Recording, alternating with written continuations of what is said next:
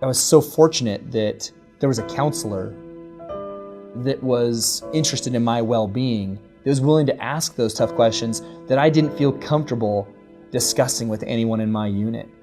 I didn't feel comfortable just opening myself up to these men that knew me, these men that I deployed with, and saying, hey man, I'm broken, I'm really struggling, I don't know what to do, here's my pride, I'm just gonna get it out of the way, can you help me? I didn't feel that they had the answers that I needed necessarily.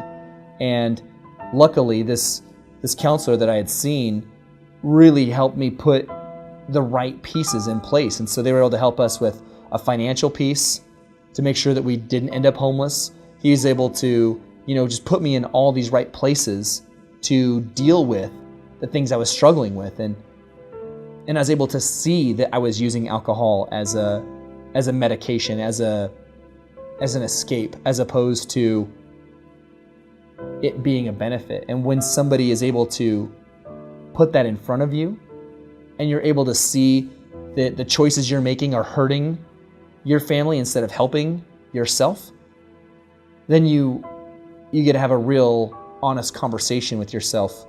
Who are you as a man? Who are you as an example? Who are you to make those choices? Are you going to put yourself first? Or are you going to put others first? And I love the Army's definition of a warrior. The Army changed their attitude to more of a warrior mentality for the wars, and they defined a warrior as one willing to close the gap. And I just took that personally. I just said that's the right attitude. It's not just about a fist fight or a gunfight or a knife fight. It's about how was I living my life? Was I willing to close the gap, the integrity gap? Was I willing to grow as a man? Was I willing to seek help as a man? Or was I going to ignore the gap and let it own me? That career piece was there. That fear was there. Obviously, my family was the most important thing.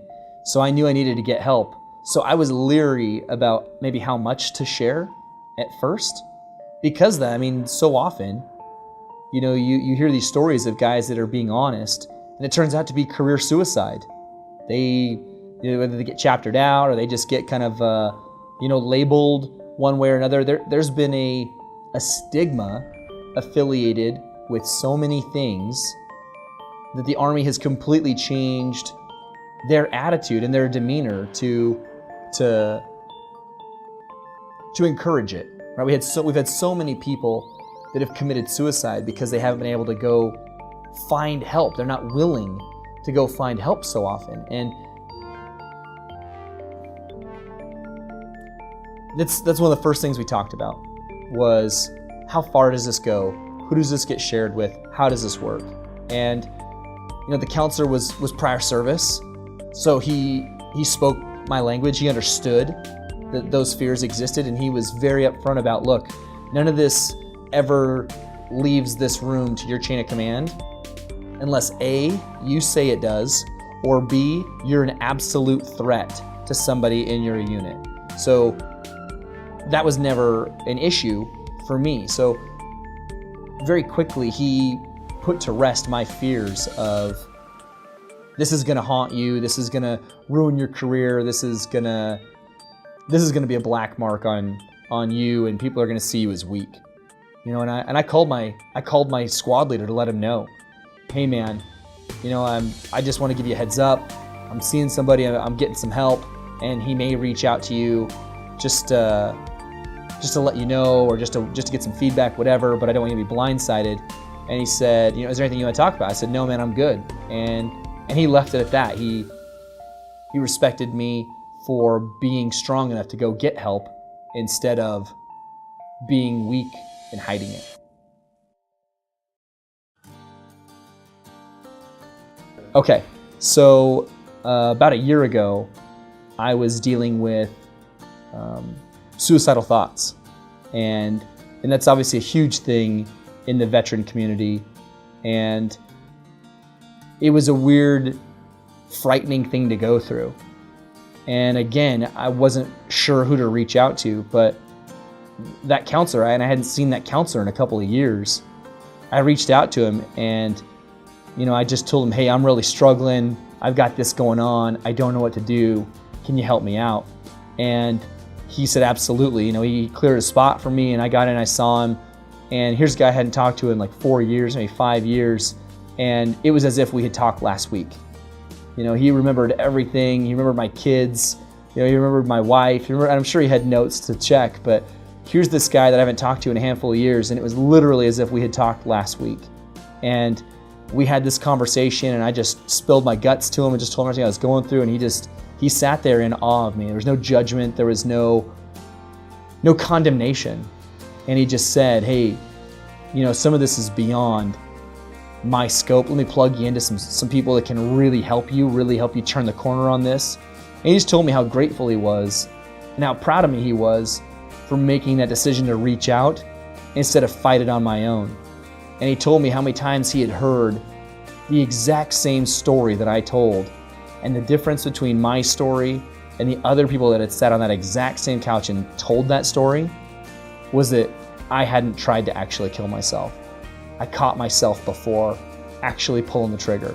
I caught myself before doing something terrible.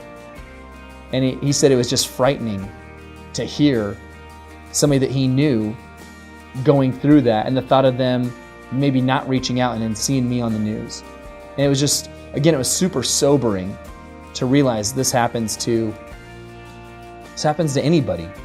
It's no respecter of persons. Depression, sadness, whatever. I've got a great career. I've got an incredible family, a wonderful marriage. We've been married over 11 years, 4 beautiful, healthy children. I'm the poster child of non-suicidal looking stereotype. I am the guy. It's not all people running around depressed and hating life and giving away their cars.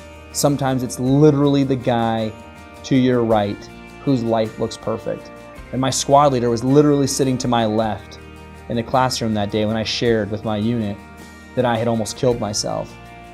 And he was dumbfounded. He was apologetic to me that he hadn't noticed. And I told him there's nothing to apologize for. It's not always textbook. It's not always someone's giving away their favorite possession, so you should be aware that maybe they're depressed. Sometimes stuff just really is beneath the surface, and nobody knows how to share that if it is beneath the surface. So that's why I'm so grateful for the Yellow Ribbon and OneSource and the VA centers and the men and women that put themselves out there to be available resources, because they literally saved my life. They were literally the buffer between me and that edge of that cliff.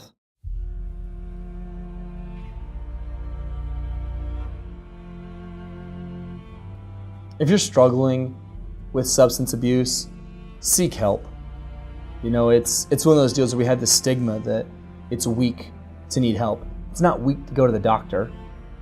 It's not weak to seek treatment when you have an ailment. Why is this any different?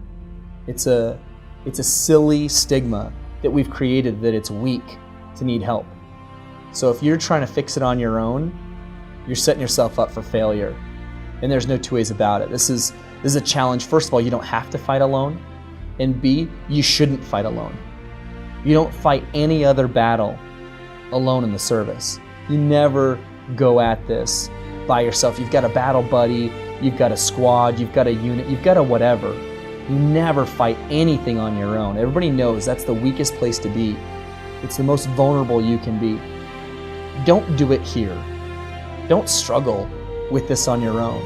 There are people that are happy to help, and there are people that will be so much more proud of you for pulling through by getting help than to think, gosh, what a weak dude, what a weak soldier, what a weak whatever. He had to go get help. No, they're going to think that you're weak when you're in jail because you got a DUI. They're going to think that you're weak because you beat your kids, you beat your wife, you did something terrible. That's when they're going to see a weak man.